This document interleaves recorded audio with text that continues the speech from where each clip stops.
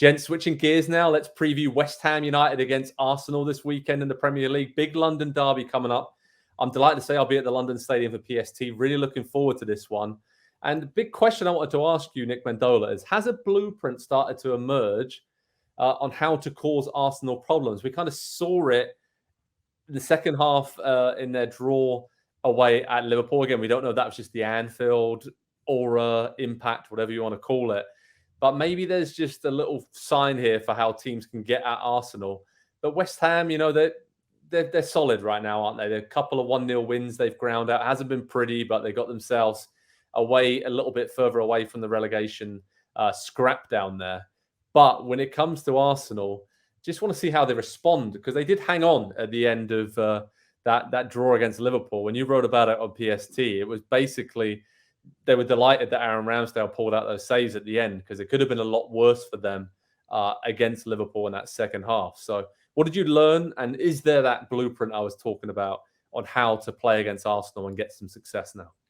Yeah, that blueprint is have William Saliba be lost for the rest of the season. This is I'm really honestly upset with myself, because you know how Andy gets his predictions, and Joe, you've got a great prediction record. There are things I don't say on the show that I'm thinking, and I remember thinking, oh, this is the first time they're going to play a real attack without this guy who's been incredible for them. Mm-hmm. And I mean, I thought he was missing. And if this is another team, I would not expect Rob Holding to be out there the next. If this is Pep Guardiola, if Mikel Arteta is really in his role, he's playing Thomas Partey there or something like that.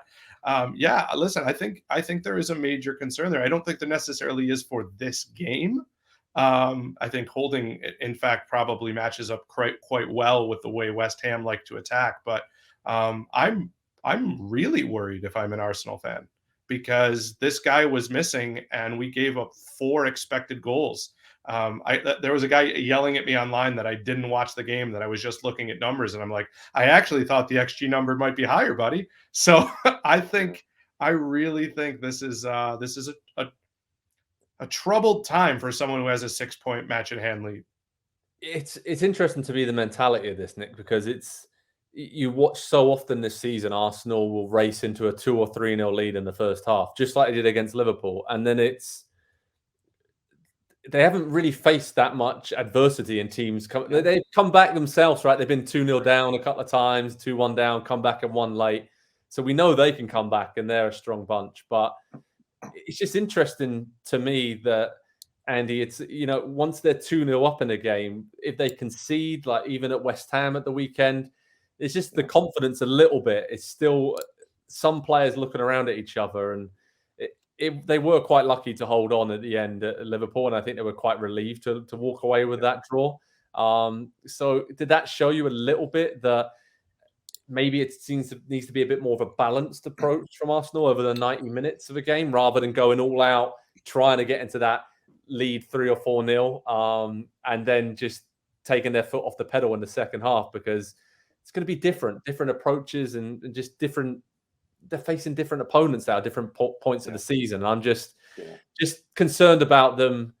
And again, I know a lot of comments will call us out for this, but I'm concerned about them that they haven't been in this situation now down the stretch. We're talking 7, 8 games of the season to go. It's very different than in doing this in January and February. That's what I'm going for here. Yeah, there's a big difference to going 2-0 up against Liverpool and going 2-0 up against, all due respect, Wolves. You don't fear one of those coming back and overwhelming you with 60% possession, as Liverpool did in that game, outshooting you 21-9. How many times has that happened to Arsenal this season? I'm just going to guess none. 4xG to 1.4. I mean, these are massive gulfs in numbers that we're talking about. We're not talking about, well, they just got edged out here, and because they didn't win that slight little battle in the larger scheme of things, it left them in a spot of bother. They were poor, really poor in the second half against Liverpool, and they looked like that inexperienced team that you're talking about, Joe. And this is not the Spurs anything in me coming out, I promise. But we have seen them in a situation where they had something to lose. They had to get to the end of the season. They had to clinch something. They had 4th place in their hands last season with 3 games to go. And what did they do? They let it go. They let Spurs get in there and finish 4th. And so we have seen them in a pressure situation, maybe not the title pressure situation, which is completely different. And Tottenham will probably never, ever be close to it. Get it out of your system now, Arsenal fans.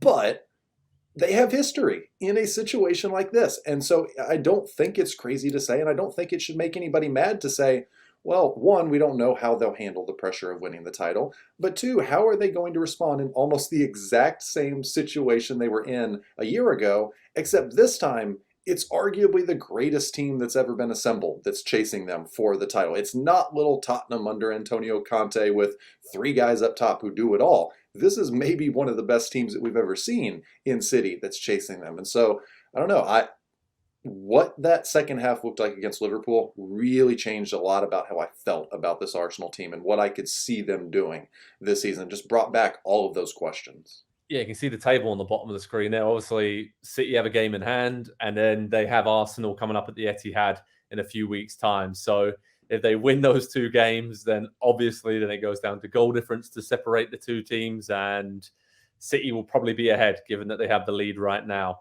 in that. So it's Nick, it's just interesting to see the reaction this weekend, because as Andy mentioned there, and I mentioned it as well, it's a young team. They've come through a tough game, but they have got a point at Liverpool. So they almost take that as a positive, right? To say, oh, we came through that. That was probably one where we marked down, given our record at Liverpool, we might lose that, no matter what kind of form Liverpool is in. So there's 2 ways, kind of 50-50 you can take it, right? Oh, they dropped points in the title bid, or maybe they picked up a point that they shouldn't have got. So what do you think the message will be from Mikel Arteta heading to West Ham this weekend? Is it, again, start strong, batter them in the first half, just get out in front? Or is it a more considered, calculated approach that he has to kind of take, and almost a different season now for these final 8 games for Arsenal? No, I think it would be a massive mistake to not keep doing what you're doing, to in any way tell any one of these players that anything has changed because of this stretch of the season. I think would be a big mistake. They were before this, and maybe it was a little bit of a wolf or a sheep in wolf's clothing. I don't know, but they had won 7 straight against absolutely no one, and they beat Arsenal. Or I'm sorry, they lost to Man City the last time out. They've drawn Liverpool.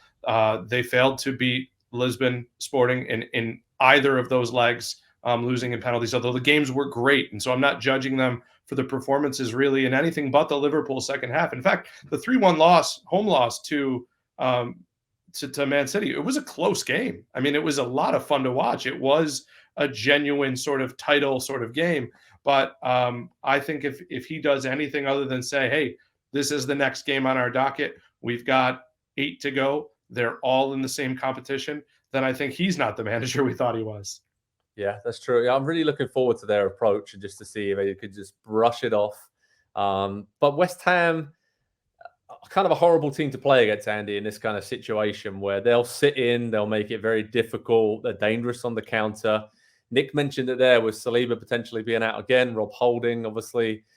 Pace is not his strong point. So, if you've got Bowen, Antonio, Danny Ings, these kind of players trying to just create chances on the counter, it kind of seems like it will set up nicely for West Ham to create a few opportunities, and it's just whether or not they take them. And they have taken them in recent weeks. They've just done pretty much what they had to do to beat Fulham and Southampton and get themselves at the table.